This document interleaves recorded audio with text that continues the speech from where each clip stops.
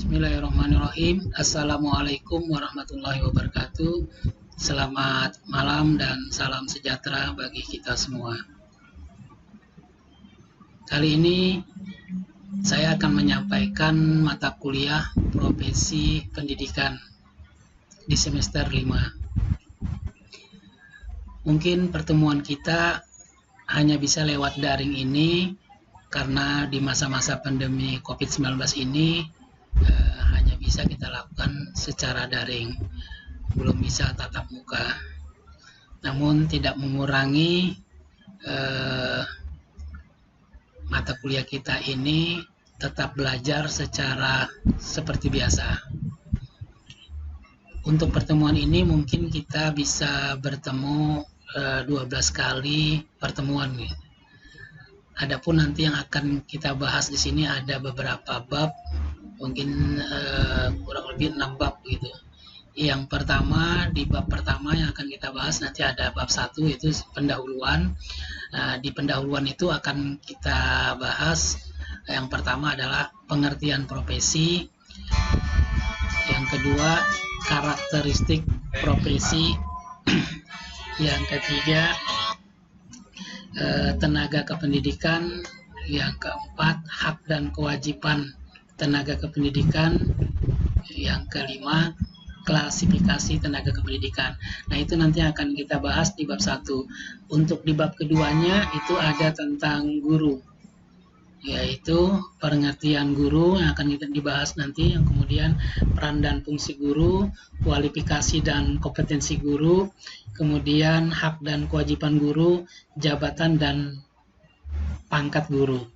Di bab 3 nanti itu tentang kepala sekolah yang akan kita bahas, isinya nanti bagaimana pengertian kepala sekolah, kemudian kualifikasi dan kompetensi untuk menjadi kepala sekolah itu seperti apa, kemudian ada juga fungsi dan peranan kepala sekolah atau tupoksi dari kepala sekolah.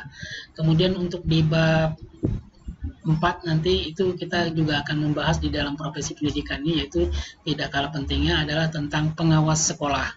Nah, nanti yang dibahas di sana adalah tentang pengertian pengawas sekolah, kemudian tupoksinya pengawas sekolah, kemudian beban dan sasaran kerja pengawas sekolah, kemudian kualifikasi dan kompetensi pengawas sekolah, kemudian jenjang dan jabatan dan pangkat pengawas sekolah, pengertian dan tujuan supervisi pendidikan, kemudian prinsip supervisi pendidikan, itu di bab 4.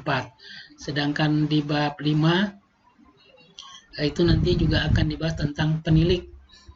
Apa itu pengertian penilik, kemudian tugas pokok penilik, kualifikasi dan kompetensi penilik seperti apa, jabatan dan pangkat penilik seperti apa. Kemudian di bab 6 kita bahas tentang konselor. Itu pengertiannya bagaimana, tupoksinya seperti apa, jenjang dan jabatan dan pangkatnya juga seperti apa. Kemudian pengertian dan tujuan bimbingan konseling ini untuk apa, kemudian asas dan landasan dan prinsip layanan bimbingan konseling, juga jenis layanan bimbingan konseling. Nah, mungkin itu nanti akan kita bahas di dalam perkuliahan ini di 12 kali pertemuan gitu. Yang pertama yang akan dibahas adalah di bab 1. Di bab 1 yang pertama kita bahas adalah tentang pengertian profesi, karakteristik profesi, tenaga kependidikan. Mungkin untuk pertemuan malam ini mungkin hanya sampai 3 ini dulu ya. Nanti kita lanjutkan di pertemuan berikutnya. Untuk pengertian profesi, ini sudah ada, saya buatkan PowerPoint-nya, bahwa apa sih yang dimaksud dengan profesi sebelum kita lanjut ke profesi pendidikan. Secara etimologi, profesi itu berasal dari kata profesi yang berarti pekerjaan. Profesional artinya orang yang ahli atau tenaga ahli. Jadi, dalam Kamus Bahasa Indonesia, istilah profesionalisasi ditemukan sebagai berikut. Profesi adalah bidang pekerjaan yang dilandasi pendidikan, keahlian, keterampilan, kejuruan, dan sebagainya. Profesional adalah bersangkutan dengan profesi. memerlukan kepandaian khusus untuk menjalankan dan mengharuskan adanya pembayaran untuk melakukannya. Profesionalisasi adalah proses membuat suatu badan organisasi agar menjadi profesional.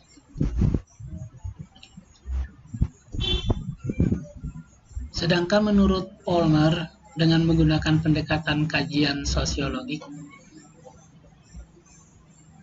profesi itu adalah sesungguhnya hanyalah merupakan suatu jenis model atau tipe pekerjaan ideal saja, karena dalam realitasnya bukanlah merupakan hal mustahil untuk mencapainya, asalkan ada upaya yang sungguh-sungguh kepada pencapaiannya.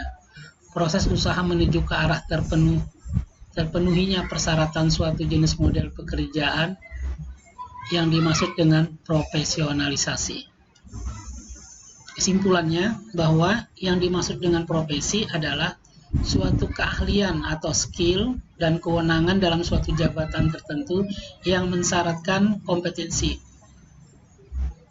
atau pengetahuan, sikap, dan keterampilan. Secara khusus yang diperoleh dari pendidikan akademis yang intensif. Lanjutnya, syarat-syarat profesi. Menurut Saprudin Nurdin, syarat-syarat yang harus dipenuhi oleh suatu pekerjaan agar dapat disebut sebagai profesi itu adalah yang pertama, 1. Panggilan hidup yang sepenuh waktu. 2. Pengetahuan dan kecakapan atau keahlian. 3. Kebakuan yang universal.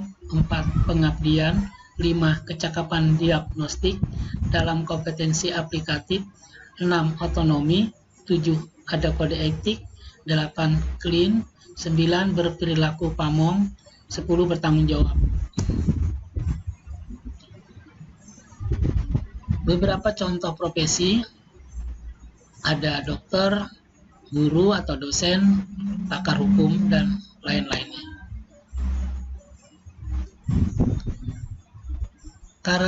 Karakteristik profesi menurut Flexner itu yang dikutip oleh Prayitno memaparkan ciri-ciri profesi ada 6. Yang pertama, keintelektualan.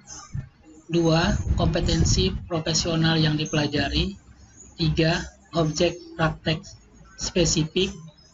4. Komunikasi. 5. Motivasi altruistik. 6.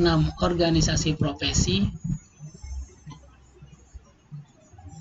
Kesimpulannya, ciri profesi yang dikemukakan oleh para ahli adalah profesi merupakan panggilan hidup dan adanya keahlian. Ciri-ciri panggilan hidup mengacu kepada mutu pelayanan atau mutu dedikasi, sedangkan ciri keahlian menentukan keunggulan pengabdian atau layanan tersebut.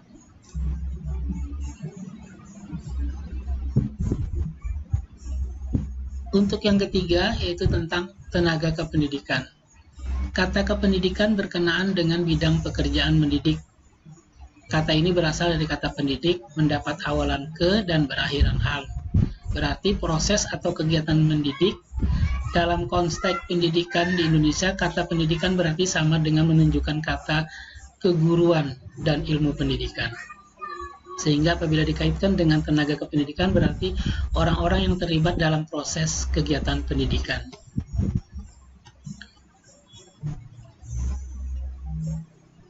Tugas pokok tenaga kependidikan sebagaimana dijelaskan dalam Undang-Undang Republik Indonesia Nomor 20 Tahun 2003 tentang Sistem Pendidikan Nasional di bab 11 pasal 39 ayat 1 disebutkan bahwa tugas pokok tenaga pendidikan adalah melaksanakan administrasi, pengelolaan, pengembangan, pengawasan, dan pelayanan teknis untuk menuju proses pendidikan pada suatu pendidikan.